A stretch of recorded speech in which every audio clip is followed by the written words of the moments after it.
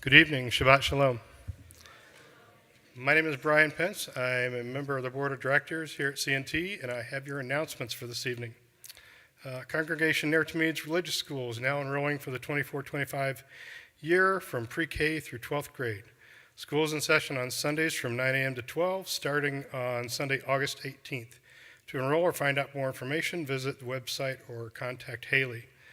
CNT's office will be closed on Wednesday, June 19th in observance of Juneteenth. Join us next Friday, June 21st at 7 p.m. for Pride Shabbat, featuring our guest cantorial soloist, Raymond Zachary. The service will celebrate diversity within our Jewish community. Afterwards, CNT's Next Gen will be hosting a Pride Shabbat after party at PKWY Tavern in the district. Dust off your thinking caps for Trivia Tuesday held via Zoom on Tuesday, June 25th at 7 p.m. For more information or to RSVP, please visit our website calendar. On July 5th, please join us as we welcome Greg Brown, who's a professor at UNLV.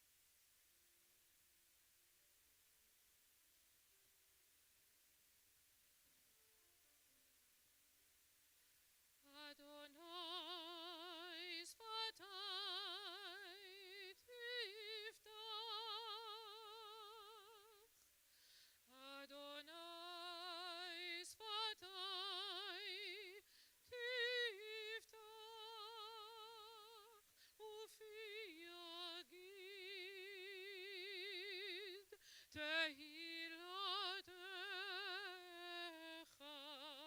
ופי יגיד תהילתך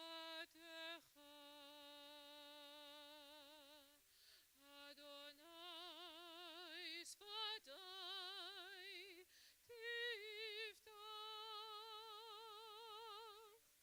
אדוני שפתי תפתח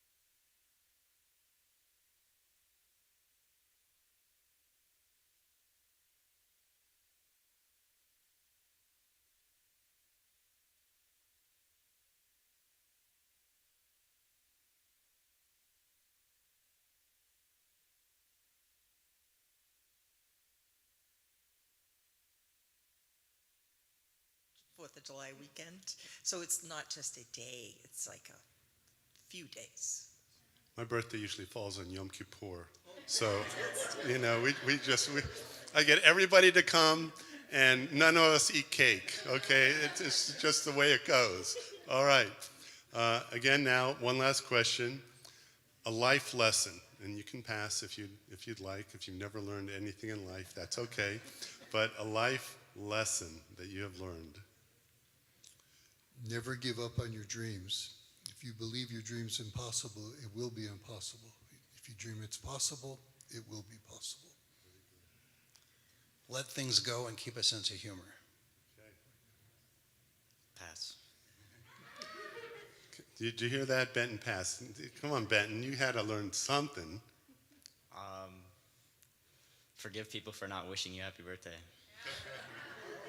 Oh, okay. Everyone say happy birthday, Benton. All right. Okay, we got it all covered for you, okay?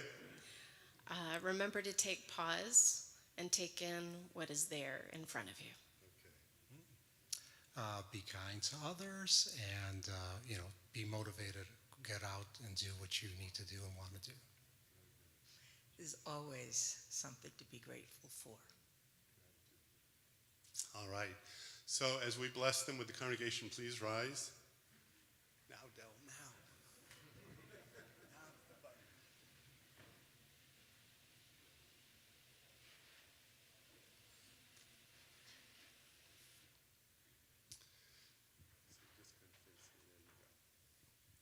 Rabbanu Shalom, Master of the Universe, we are grateful for the gift of life. And particularly we are grateful for those who come before us who celebrate their birthdays during the month of June. Each one an individual, yet tied together by that sense of celebration that a birthday brings.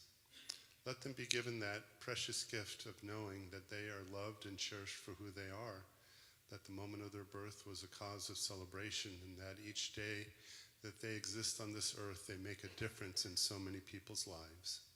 So bless them with the knowledge that they are blessed and that we are blessed as they gather before us to share with us their memories and their life lessons. Watch over them, O God, now and always, and we say amen. Mazel tov. There we go. Siman tov umazal tov umazal tov siman tov umazal tov siman tov umazal tov siman tov Yelanu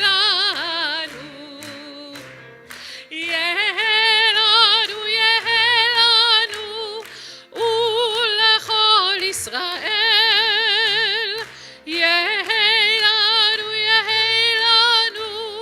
ולכל ישראל יהלנו ולכל ישראל יהלנו ולכל ישראל מזל טוב.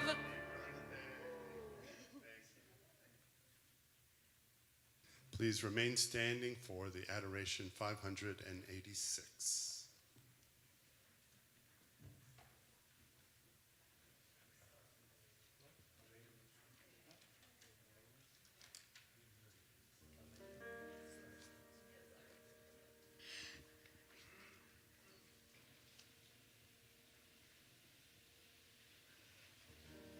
עלינו לשבח לאדון הכל, לתת גדולה ליוצר בראשית, שלא עשנו כגויי ארצות, ולא שמנו כמשפחות האדמה, שלא שם חלקנו כאם, וגורלנו ככל המונם, ואנחנו קוראים ומשתחווים ומודים לפני מלך מלכי המלכים הקדוש ברוך הוא.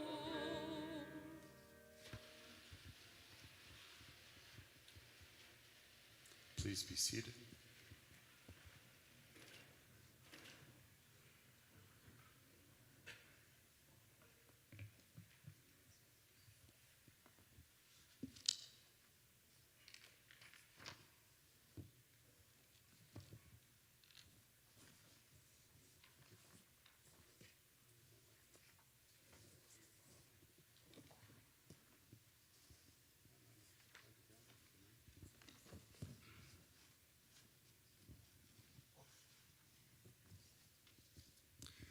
Return to our Kaddish on 598. If you're watching again in the web stream, please submit the names, knowing that you're part of our community, even if I don't have the technology to see the names myself.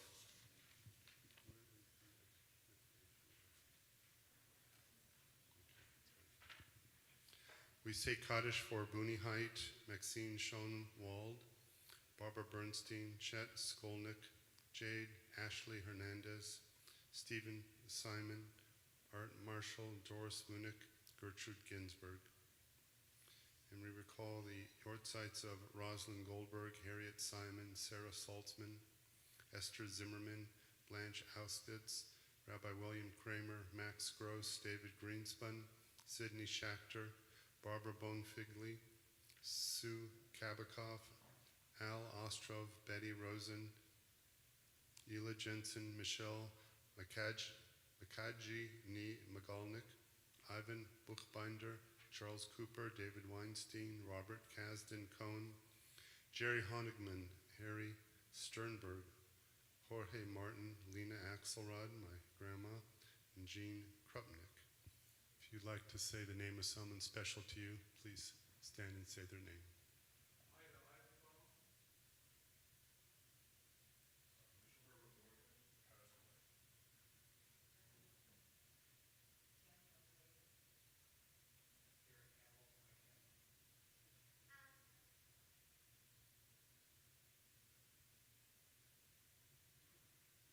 We join together now to recite Kaddish 598.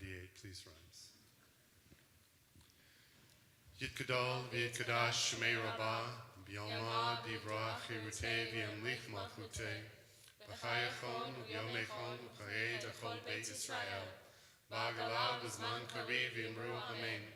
Yehei shmei rabbah mevorach l'olam omei omaya, yitbarach v'yishtabach v'yitpa'ar v'yitramam v'yitnaseh, v'yitadar v'yitaleh v'yitalal shmei d'kusha barichu, Leila Minkol Birchata Vishirata, Tush Bechata Venechemata, Damiram Bialma Vimru Amen.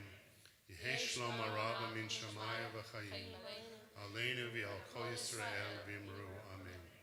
Ose Shalom Bimramav, Hu Yaseh Shalom, Aleinu V'al Kol Yisrael Vimru Amen. Please be seated.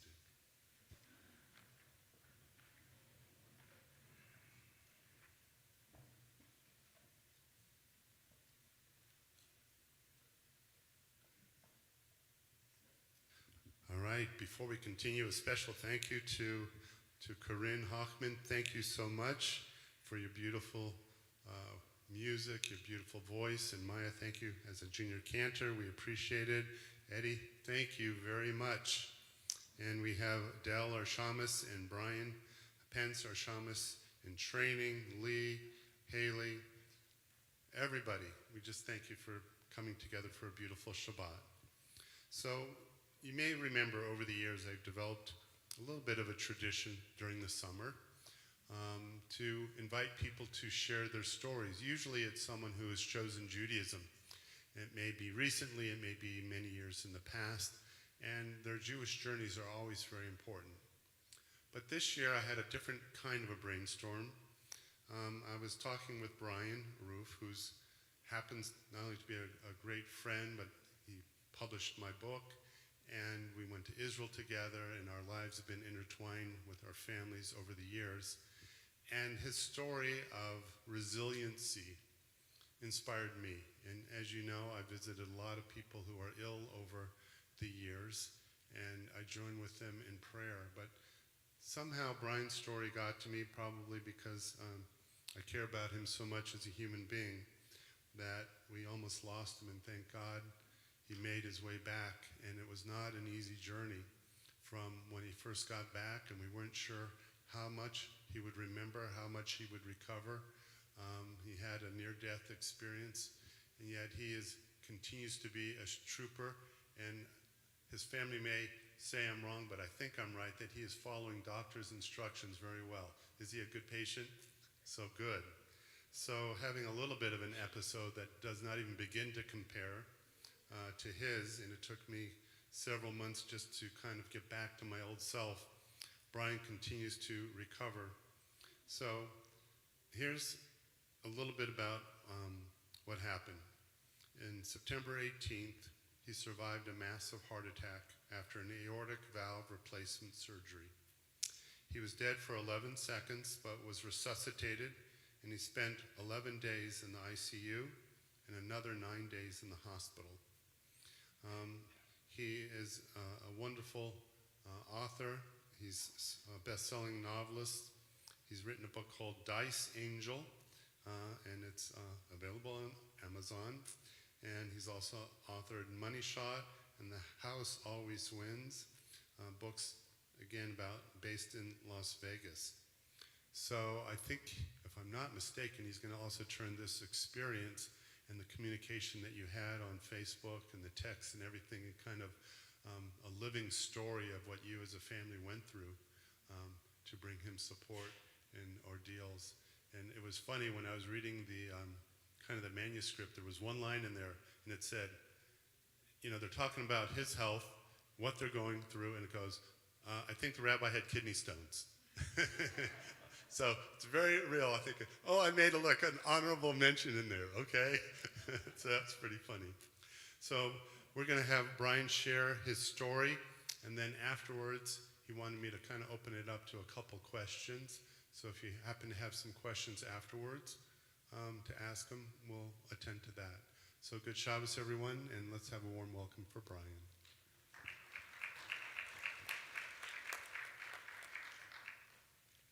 Thank you, Rabbi. Good Shabbos, everyone.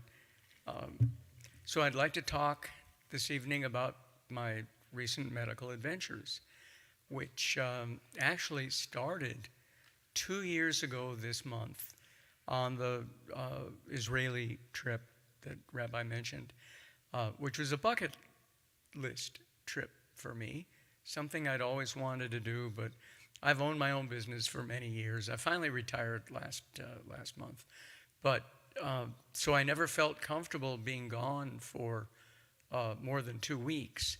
But my wife, God bless her, talked me into it, and I got to go with my grandson Aaron. Aaron, if you want to just wave.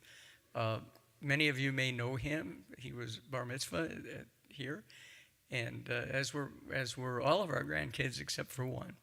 So on that trip, and is there anybody here tonight that was on that? We had about 25, besides Rabbi. We had about 25 congregants with us, and it was just a life-changing trip in so many ways, but it was also for me life-saving because we did a lot of walking, and especially in Jerusalem.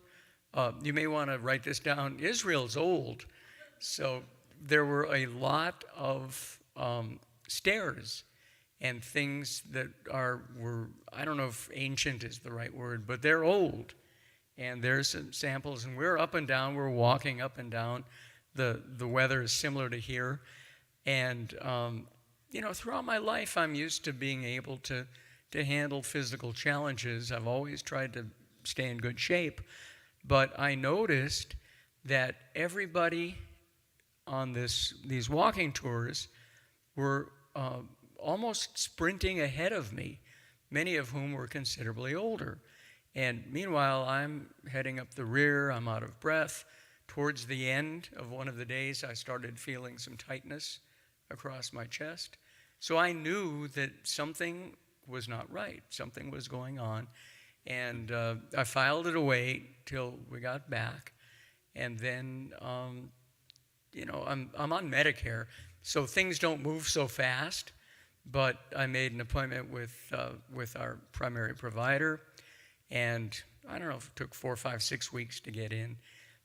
He ran tests, felt like some of the blood work was suspicious, so referred me out to a cardiologist all here in town. And it took me, I don't know, a couple of months to get to see her. And she was concerned and ordered an echocardiogram, which is one of the diagnostic tools. It's kind of like an ultrasound of your heart.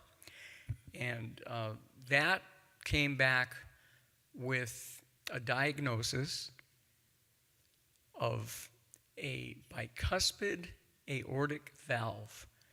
And come to find out, that was something I was born with, but never experienced symptoms until the Israeli trip. And what it means is that a normal heart valve, aortic valve, has 3 chambers or flaps or whatever. Do we have any doctors who can explain this better than I can? But you know, that my heart only has 2, or had 2. And I've been dealing with that my whole life, but didn't realize it. My heart has been overworked. So the cardiologist, after trying a number of different medications and things that were not invasive, decided that I needed to have a consult with a cardiac surgeon. So then a couple, 2-3 months later, it's a good thing I wasn't like dying on the spot, because it takes so long to get in to see these specialists. But I got in to see a really good, I've been happy with my medical team, and I got in to see a really good cardiac surgeon who went over all of the options, and he ordered an angiogram, which is where they put a little teeny tiny camera into your heart, and they examine it from, you're shaking your head, you know all about this? They examine your heart and all the chambers from the inside out. And that's when he recommended that I have aortic valve replacement surgery, and which is kind of a big deal. They cut you open, they replace the bad valve with a pig valve, which is ironic on so many levels, right? And now I tell people I'm 3% pork, and I don't eat pork either, but that's a story for another day, but especially now. And they got me in as soon as they could, which was a month from the day that he recommended that I have this surgery. So he sent me home with an entire library of information and background and all this medical stuff, dumbed down a little bit for the average person. And I came home, I told my wife, told our daughters. This is Amanda, by the way. She's working the controls tonight. So thank you for that, and thanks for helping put this PowerPoint together. I'm not that technically oriented, especially these days. But regardless, we found out from this literature that the procedure is 98% successful. Most people sail through it without any complications or problems. And he said, you know, the average person is in intensive care, cardiac intensive care, for 2 days, and then another 3 to 5 days in the hospital, 2 months at home, and then he said, you'll feel better than you've felt in many, many years. So I thought, all right, you know what, I can do that. And I'd been very, very fortunate my entire life that I'd never needed major surgery until recently. So I thought, well, you know, everything catches up with you eventually. So let's go ahead and get this done and get it over with and move on. So it was a shock to the family. They've known me. I've been with my wife 43 years. I've been a pretty healthy guy, knock on wood, up till now. So they took me in on September 18th at 5:30 in the morning. The procedure, which is medicalese for surgery, right, was done it was, so you get to the hospital and immediately you lose all control over your destiny while you're there. You lose control over your personal bodily functions without getting too much in the weeds. But the whole time I'm in the hospital, I'm completely dependent on other people, luckily medical professionals, to make sure that I'm okay. And unfortunately, I turned out to be one of the 2%ers that had almost every complication in the book. So the first thing that happened is it's supposed to be a 3-hour procedure. And after 3 hours, and I think they sewed me back up, here's where my memory fails me, and I count on other people. But they realized that the valve, the original pig valve they put in, was defective. They never even took me out of OR. They went right back in and put in a second valve. So I'm grateful to 2 pigs. And I'm under the knife for 6 hours on that heart-lung machine doing all the work for me. My poor family, wife and daughters, because they're there the whole time, they figured 3. They had been told 3 by the surgeon. So after 3.5, 4 hours, they're starting to lose their minds. They're starting to think that, Brian's in trouble here. And finally, after 6 hours, the surgeon comes stumbling out, and you said he looked exhausted. He looked like he'd had a really hard time, because basically he had to do 2 surgeries, one right after the other. And he was talking about the complications. Come to find out that I had had a small stroke on top of everything during the surgery. Part of it was being under the knife for so long. Part of it is that when your heart is working overtime, it tends over the years to develop calcium deposits. And from what I understand, a little piece of calcium broke off and went to my brain, caused some damage. And anyway, I survived that. And they, obviously, because thankfully I'm still here. But afterwards, whereas I was supposed to be in intensive care for 2 days, I was there for 11. Because one thing after another kept happening. The next day, where they like to get you out of bed and sitting up quickly, I had a cardiac arrest, which is what they call the widowmaker. And I was technically dead. They consider it a near-death experience. And I was technically dead for 11 seconds.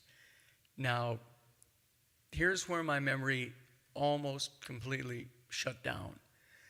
And, after the 11 seconds, I was essentially... Oh, and by the way, I didn't see white light, which is probably a good thing. I didn't see any dead relatives coming for me or anything like that. So, thank God for all of that. But being in intensive care for 11 days, my kidneys started shutting down. Thankfully, my wife and kids saved me from unnecessary procedures. They were there at the hospital somebody was there almost 24/7 for that 11 days. And I feel terrible that I put them through that. But again, I have almost no memory. I was in a semi-comatose state, and I slept through pretty much 24/7, which is just, let's see, what do we have up there? And there's me, looking worse than I do now. It's not playing? That's okay. So it was me like that, only moving a little bit. And my memory and they showed me pictures of my kids, my grandkids. I don't think in the short amount of time that I was awake and conscious, I couldn't remember anybody. and I was not in good shape. I remember all y'all now. That's, but it was very painful. As I said, I slept through almost all of it, have virtually no memory, but I did find out afterwards that our daughter has a friend who's in the nursing profession. She asked her, she says, "How come my dad's sleeping all the time?" And her friend goes, "Dude's tired." And she was right, I was tired. But finally, on day 11, after all of these problems, Emmy walked in first thing in the morning, and my eyes popped open, and I said, "Hi, Em," and that may be the first words that I communicated since they're going, yes, since the surgery. Your jaw dropped open, and I had no idea why. I didn't even know where I was. So after that, they put me on the fast track. They got me into a regular room, and then they started making me walk. And as I'm walking down the halls with help, I had a walker. I always had somebody with me to make sure that I didn't fall. Are we at that? Great. So, and as I'm walking up and down these halls as best I can, hospital personnel who had met me and worked with me, but I didn't know who they were, would come up with these big beaming smiles and say, "There's the miracle man. It's good to see you." And I had no idea what they were talking about. I just thought they were maybe messing with me or, trying to make me feel a little more upbeat. But later, when I went back to my primary provider, he looked at all of the things that had happened to me. I had another stroke on top of it. And what am I leaving out? I'm sorry? And 3 months of dialysis after they sent me home. They started that in the hospital. But see, sometimes now I lose my train of thought. So let me just double check my, I'm sorry? At lessons? Are we there already? Okay, let me make sure I didn't leave something important out. I don't think I did. Anyway, after 7 or 8 more days in the hospital, eating more normally, because while I was in the hospital, I lost 18 pounds in 19 days. What's that? I was being tube fed. It doesn't really put any weight on you, that's for sure. So, but finally, I think the first thing you brought me was a lox and bagel sandwich, right? So leave it to the Jews to use food in a healing way. It's what we do. It was the best sandwich I ever had.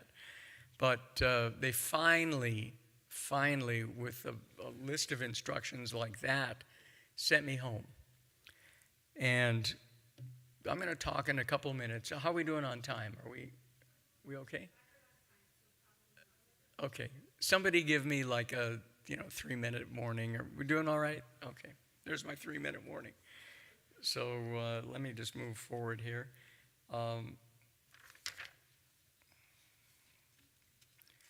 So from this, it's impossible to go through what I have been through and not take some lessons away from it. And that's something I would like to share with you all tonight. There's 8 things that I learned, and here's what they are. And then hopefully, you'll never need to know these, but if you do, then maybe it will help a little bit. But anyway, that was what I was going to say, is that my primary provider, when he looked at everything that happened to me, said that 9.5 out of 10 people would not have made it, would not be above, he said would not be above ground. So that really gave me chills. And so here's what I learned. Number 1, recovery is a full-time job. And what I mean by that is that, and there used to be an ad campaign. I was in the ad business for many years. There used to be an ad campaign for the Peace Corps that said, the hardest job you'll ever love. And it's kind of like that in a way. There's an entire team of professionals that I see on a regular basis, and it's my primary provider, my cardiologist, my neurologist because of the strokes, the surgeon, a therapist because apparently I have a touch of PTSD from this, because she says that all of the things that I can't remember from being in that comatose state are affecting me negatively from time to time. So she's actually hypnotizing me to bring back some of those memories, which she said is the best way to get rid of PTSD. So I've got a therapist, and I go to cardiac rehab twice a week for 2 hours a session each, and it's a glorified state-of-the-art gym manned by medical professionals, and each time somebody is assigned to me, and we work on regaining my strength, my balance, and my endurance. And it's hard, kicks my butt, but can I say butt? But no, okay, let's take that back. We'll cut that on the edit. But I can tell that it is helping me, even though the days that I do it, I'm pretty wiped out. So number one, recovery is a full-time job. In fact, it's so full-time that I retired. This was another kick that forced me into retirement, which I'd been thinking about for a number of years, just like I'd been thinking about the Israeli trip. But there was nothing, there was no impetus, there was no inciting moment until this, and then this was quite a wake-up call. So the next thing is patience is paramount. Are we on there? Yeah, there we go. And, listen, I'm not the most patient man in the world. I wanted to get better a lot faster than I was. It was literally this whole time has been 2 steps forward, 1 step back, 2 steps forward. Every time I feel like I've put 2 or 3 good days together, part of it's my own fault. I'll overdo things, and then I pay the price. So what I've learned is that your body's going to recover on its own, and that I consciously don't have a lot of control over that process other than try to be a good patient. So what do you, okay. My third thing is that feeling like a baby or an infant. As I said before, once you are admitted into the hospital, you lose. I had no ability. Number one, while I was not conscious, I had zero ability. But even so, there's always somebody with you making decisions on your behalf. And it is once you realize that, even when I got in my own room, somebody had to shadow me to the restroom, and I was never left on my own. And then when I got home, because of all the complications that I had, including a seizure on top of everything else, Nevada law mandates that my driver's license be suspended for 90 days. So when I got home, I lost my driving privileges for 3 months, and I became dependent on loved ones, family, friends, what have you, and Uber and Lyft to shuttle me around. So, and then Amanda had a brainstorm. You didn't put that in? Okay, no problem. Anyway, she found, because a couple of her kids are learning to drive, she slapped a caution student driver bumper sticker magnet on the back of my car. And now I don't need it, but I still keep it on there because people give me a wide berth. And other than the occasional middle finger, it seems to be working out really well. So that's the third thing, was that I felt like I'd lost control of my life for a while, slowly getting it back. Fourth, there's no place like home. And many people have said this before me, but being in the hospital is no way to get rest, ultimately. Because every 2 hours you're trying to sleep, they get you up, they do another blood draw, they give you some more, they shoot some more stuff into your IV. They're just on you all the time, and it's always loud. And so getting home, although it's not a panacea, but I did get a lot more quality rest, and I do that to this day. So, and it's just a good place, safe, healing. It's a good place to be. I found myself that I've developed a habit of talking to myself. And essentially what it is that as I'm going about my daily routines, which I'm establishing new ones now, I do like a running commentary, like a play-by-play of what I'm doing. And I couldn't really figure it out, but Tammy, my wife, said, I think it's because you're finding the sound of your own voice comforting, because it proves you're still with us. It proves you're still alive. And that felt right to me. And that I think you're right. So I'm still doing that. Also, in the immortal words of Curly Howard of the Three Stooges, a Jew, by the way, I'm trying to think, but nothing happens. And what's happening is that very slowly, but surely, but not like every single day, my memories are returning. But although like a lot of older people, I don't know how much of this is because, I'm coming up on 70, or if how much of it was from the strokes, and they can't really tell. There doesn't seem to be a lot of lasting damage there, thankfully. But regardless, I do lose my train of thought from time to time, and that's a little disturbing. And if I'm in a meeting or something and it's very important for me to pretend that I'm with the program, I'm taking notes all the time, which as a writer I've done anyway, but now it's become essential. So that is improving. The second to last thing is it takes a village. And again, between my family, my friends, my ex-work colleagues, and the congregants here who I understand said some prayers on my behalf. So thank you for that. And everybody pulling for me and rooting for me to recover, I think that really helps. I really do.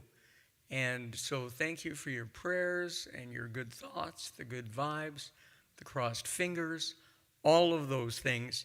I think those are partly the reasons why I'm standing here today and able to communicate and hopefully making sense. So I can't really tell. I count on other people to let me know if I'm making sense or not these days. And then I've resolved to become, I don't think I was a bad guy, but I've resolved to become a better, more empathetic, kinder person moving forward. And Lord knows the world needs more of that. And speaking of the Lord, I've never been a particularly religious man, but I'm more of that now. And although, I'm I did 23andMe a couple of years ago, and I came back 98.7% Ashkenazi Jew, So, but like many Jews, after my bar mitzvah, I didn't go back to temple probably till we got married, which was years. So now I feel like during the time that I was out, that something, somebody, the universe, God, whatever you want to call that energy, that spirit, helped me pull through. And like I said, I don't have a lot of conscious memory of that, but I feel like I was not on my own during that time. And it's changed my outlook in terms of life. And now when I get up in the morning, I'm grateful. I say thank you the minute my feet hit the floor. I'm not 100% sure who I'm thanking, but I'm thanking one of those entities that I just said. And it doesn't matter exactly the form, because I know that I was bless you, I know that I was touched, and not just touched in the head, but touched by spirit. And this is made, I wouldn't want to go through it again, and I certainly would not want to put my family through this again. But I feel like that there are some good things that came from it, and it has changed my life for the better. And whatever time I've got left, is going to be different than the way I lived my life before, which was mainly just to work. So, thank you to whoever has been keeping an eye on me, and thank you again for all of your good wishes and thoughts. Something positive also that came of this is that being a writer and having a writer's family, they saved all of the texts and all of the Facebook posts and digital media that happened, that they used to coordinate with each other and make sure that everybody knew what was happening with me, especially during that 11 days. And Tammy and Amanda and Emmy had the brilliant idea to compile it into a book form, and so that people could read what happened in real time, starting with me. So I read this after I was able to read and understand it, and it was such an emotional experience because, again, it opened my eyes to all the things that we went through, none of which I could remember. So now, in a record period of 7 months, we have a book available on Amazon, and it's called A Long September, because that was the longest part, from September 18th through the end of the month. And it's got all of those real-time texts, plus some front and back material, including a really beautiful intro that my wife wrote. And it's like I say, it's available on Amazon in all digital and printed formats. So thank you to my family for making that happen. Thank you, Brian. And Thank you, too. hopefully I didn't go too far over the time limit. But hey, how many opportunities do I have to do this, right? So how often do we get to hear from a miracle man? Let's hear from the miracle man, thank Brian, you so right much. here. Thank you, Rabbi. So he just wanted, first of all, we want to thank you for sharing your story. It's a compelling story. People said, well, won't it be sad? And I said, I don't think it's sad. I mean, everyone else, no matter how long you live, you go through something. And if you're lucky, you learn life lessons. And we thank you for the life lessons that you have shared. Does anyone here want to ask Brian a question or two? With anyone? He was pretty thorough. Anyone? So I'll just ask one question. A lot of people, you talked about what you learned, and gratitude seemed to be there. What I want to ask you is, a lot of people are afraid of dying. Did this change your outlook on facing death in the face? Yes, that is such a good question. I don't think I've ever been afraid of dying. Partly I'm the youngest one by far in my family, so I have been exposed to and surrounded by death since I was 3 years old. And we're talking relatives, we're talking friends, pets, whatever. So intellectually, I had come to terms with the concept. But then when you're in the hot seat, you're in the batter's box, and you're potentially the next one up, even when I thought that I had a 98% chance of sailing through this, I thought, well, there's a 2% chance something could go horribly wrong. And I hit the lotto on that one. Next time you got to get the Right. lotto money. But having been dead for 11 seconds, I think that whatever fear I might have had has left me. So I'm much more just accepting of the concept, but it's still, I think, better to be alive. Yeah, and we're so glad you're alive. Again, let's Thank hear it you. for a miracle man, everybody. Thank you all so much. So this concludes our service, our program for tonight. I understand, where's Andrea? Is she? Andrea, are you doing the treats tonight? All right, we're very grateful to Andrea, who has made a very extra special oneg. And thank you again, Brian, for sharing your story. Shabbat shalom, everyone.